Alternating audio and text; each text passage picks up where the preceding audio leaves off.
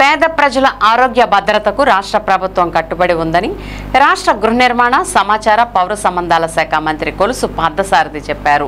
స్థానిక శ్రీనివాస సెంటర్లో శనివారం ఏర్పాటు చేసిన కార్యక్రమంలో 122 మంది లబ్ధిదారులకు ముఖ్యమంత్రి సహాయ నిధి ₹1,00,00,000 విలువైన చెక్కులను 104 మంది కల్లుగీత కార్మికులకు కొత్త కార్డులను మంత్రి పంపిణీ చేశారు.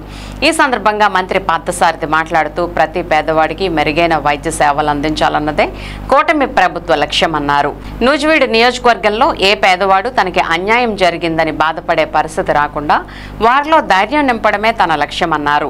సమాజంలో అన్ని వర్గాలకు సమాన అవకాశాలు గౌరవించబడేలా కృషి చేస్తున్నానని తెలిపారు. జాతీయ స్థాయిలో సాగునీటి ప్రాజెక్టులపై సుప్రీంకోర్టులో కేసులున్నాయని, వాటిలో చింతల్పూడి ఎత్తిపోతల పథకానికి సంబంధించి కేసులున్నాయని చెప్పారు. కేవలం ₹76 కోట్ల పెనాల్టీతో పరిష్కారమయ్యే అంశాన్ని గత ప్రభుత్వ సమయంలో నిర్లక్ష్యం కారణంగా సుప్రీంకోర్టులో కేసు నమోదయ్యిందని తెలిపారు.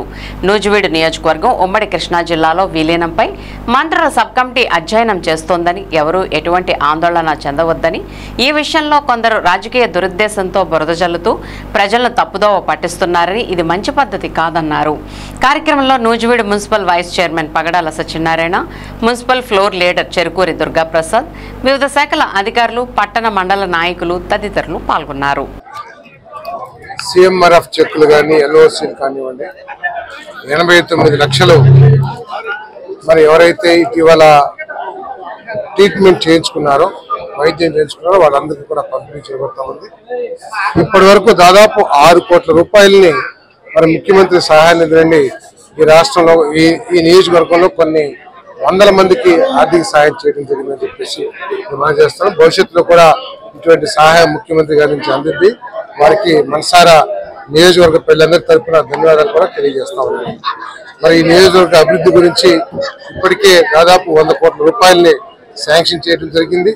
మరి ఏదైతే దీర్ఘకాలిక సమస్యలు ఉన్నాయో వాటిని కూడా పరిష్కరించడానికి నేను కృషి చేస్తున్నాను. తప్పకుండా త్వరలో వాటిని పరిష్కరించడానికి కృషి చేస్తానని చెప్పేసి మనం చేస్తాను.